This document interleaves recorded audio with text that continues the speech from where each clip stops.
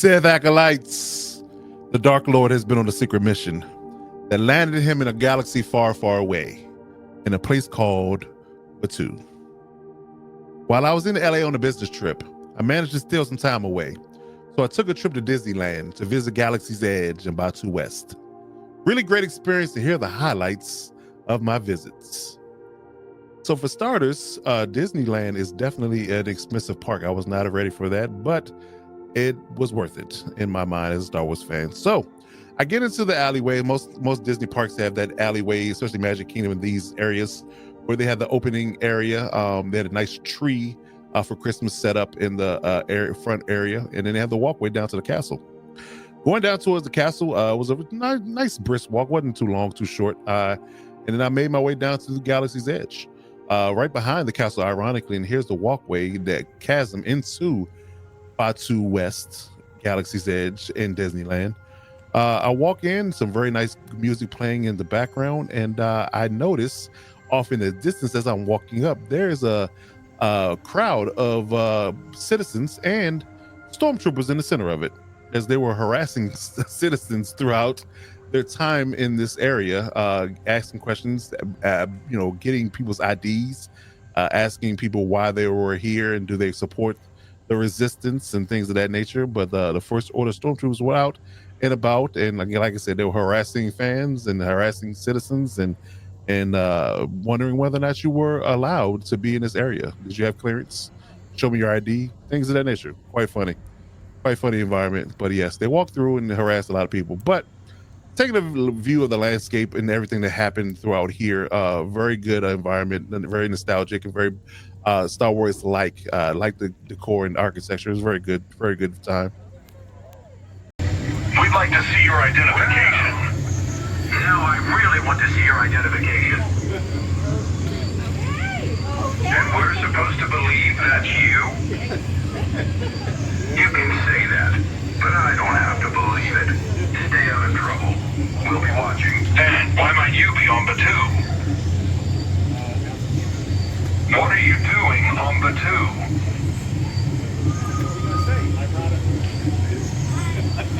Can't hold you on that. Go on then. So yes, after they get done harassing the citizens, I walked into the droid depot. This is where you can create your own droid. You can take parts, much like they have the lightsaber building area. You have the droid depot area where you can build your own droid. Take parts from the back and build your own droid to your own liking. So I walked through and kind of perusing the merchandise, seeing if I was going to spend any money today, which I ended up doing. But good merchandise. I spotted a BB-8, the one droid that I wanted that I did not have. It's sold out on Disney.com, so I definitely was eyeing that purchase. But I was trying to figure out how I was going to get back on the plane. But the nice lady in the corner here we showed earlier, she helped me out and let me know that they were able to ship those items directly to my house without me having to carry it directly. So I'll show you what that's done in a minute. But the merchandise was great. A lot of clothing and trinkets and things of that nature. Like this is a droid depot, so it's mainly droids and things of that, I guess you can say genre, for sure. He's a battle cage of droid parts, more R2-D2 and 3PO merchandise, droid depot shirts. And here's where you can buy circuits and parts for your droid. Nice wall where you can pick out your circuits and then pick out your parts for each droid that you want to build. So it was a nice time. You see, it was a long line for people to do that. They were enjoying that, so that was a good time. So made my way out of there and then walked up towards the First Order area, and the stormtroopers are out again, harassing more people, as you can see off to the left. But yes, trying to get the architecture and the environment as a whole. Leading up to the First Order area, there's your First Order TIE Fighter. That's one of the ships they have is on display there. And off in the distance, up to the straight ahead area, there's a First Order store. This is where you can ship your items to home. So if you take everything you purchased throughout the area and back to that store, you can definitely ship it back to your home for a fee. And I actually, ironically enough, I was able to get that stuff back to my home, and I shipped it on a Friday and got it back before Christmas Day. So that was a good opportunity for me to get those items very quick. But as you can see, there's a stormtrooper up top harassing people as well. And then we walk into the store, more decor, more items, chains for there was reminiscent of what they put on Chewbacca in the solo Star Wars story. Mainly first order stuff, some Darth Vader items, backpacks, stormtrooper helmets, and Darth Vader looked like a Clone Wars-esque figure. Really good stuff. A stormtrooper speeder helmet, that was a good one. I might end up buying that at some point. I kind of like it. But yes, I like that. The jackets, the figurines, the full-length suits, and I think we're going to view a melted Vader helmet here. There it is. It's a melted Vader helmet, which I think was going for about $350. Movie accurate, but yes, very expensive. So I leave out of there because I wasn't done sightseeing. So I come through the area leading up to the Millennium Falcon area, and there's the Millennium Falcon right there on the right. Very lifelike, very life-size replica of the Falcon. A really good representation in this area. Good architecture at the top here, and is actually a droid at the top of this, spying on locals as well. And we're actually going to be back here later on in the video because it's going to be a special guest that appears as I'm walking back to go to the First Order Depot. But there's a live shot of the Millennium Falcon, a nice still image, very good. And there's your droid spying on folks. So very interesting and entertaining area. And here I walk up the stairs, go towards what looks to be Doc Ondar's. If you're familiar with Disney World's Galaxy's Edge, there's a Doc Ondar's Den of Antiquities area where you buy a lot of Star Wars memorabilia, lightsabers, Sith holocrons, kyber crystals, merchandise, helmets, you name it. So I would like to believe, although there's no sign saying it, and I don't read Arabic, that this is what their version of Doc Ondar's. As you can see, there's Yoda bust at the top there, some Resistance helmets, Leia and Rey's costume gear there as well. So we got the Tauntaun and a few other animals at the top here. And this is normally where Doc Ondar will be sitting, at the top of this spire here. But there was no Doc Ondar, so I'm gonna not coin it being that area, but I'm assuming that type of area was just like it would be in Disney World, because you will be sitting right there in that red area. There's the stand for the lightsabers that I'm going to get to in a minute, and here's a Sith holocron wall. You have Jedi and Sith holocrons here, as well as toy lightsabers. So you have your Series 2 Jedi holocrons there, the green ones, and you have your Sith holocrons right next to it. Now, I didn't see any kyber crystals out in display, but I believe you get them behind the counter. You just have to ask the attendant for the color holocron and a kyber crystal that you want. But that's what they have there. More shots of the top area. Very good architecture there. Very good, great design.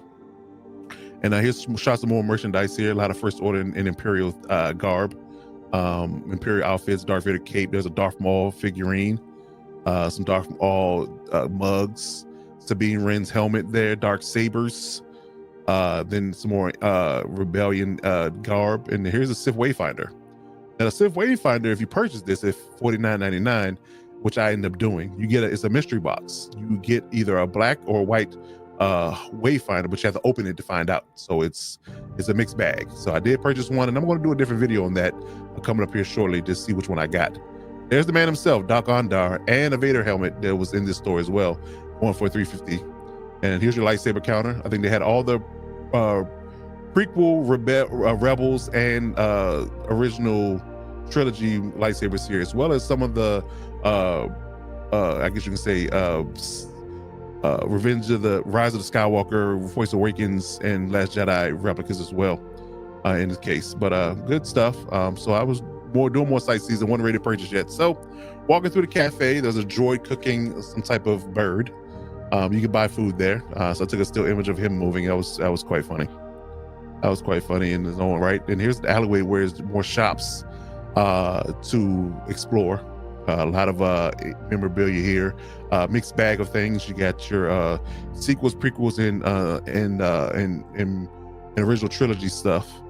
That you could purchase here in different areas, different stores. Bought a Ahsoka doll here for my daughter, so that was nice. A nice plush doll that she likes to sleep with, so that was good.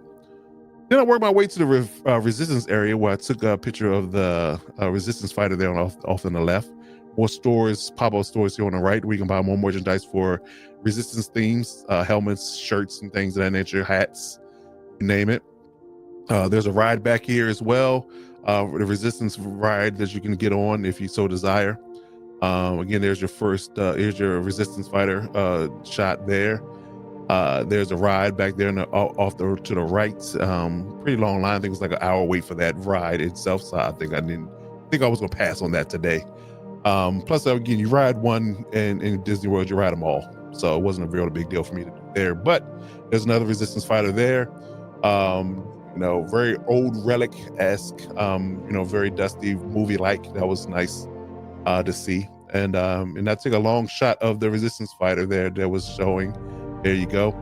So there was another shot of the Resistance fighter that's movie accurate, as well as the cannon there that they have. Good stuff. So after I made my way out of there, I came back to do my shopping.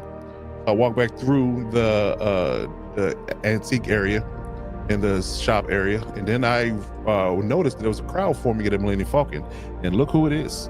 Chewbacca was actually at the Millennium Falcon doing a showcase.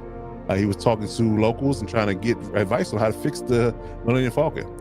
Very good environment. People loved that. The kids enjoyed it. Took some still images of him standing there in his lifelike costume. Good stuff. And he proceeds to fix the plane, obviously, I'm thinking R2's helping, but I'm not 100% sure. He looks a little confused, but he was trying his best. R2 was trying his best. No loose wire jokes here. No loose wire jokes. But yes, that was a good time to see Chewie. And that was it. Did my shopping and I made my way out of Galaxy's Edge, but it was definitely a good environment. I love this music. It was definitely a very heartfelt moment for me to see this area, because this was my first time. But I enjoyed it. It was definitely a good time, and I definitely will go back. I'm going to try to do Disney World's footage next, but I'm probably next time in LA going to visit again, see if they have anything new and exciting there. But it was definitely worth the trip, and if you are a big Star Wars fan, I would definitely recommend going. So I made my way out of Galaxy's Edge, and made my way out of the park, and there's a big tree that you see once more as you leave out of the park. And I will say Disneyland is much smaller than Disney World, but it was still worth the trip if you're out in the LA area. So thank you for watching this video. Subscribe for more Star Wars content, and may the Force be with you always.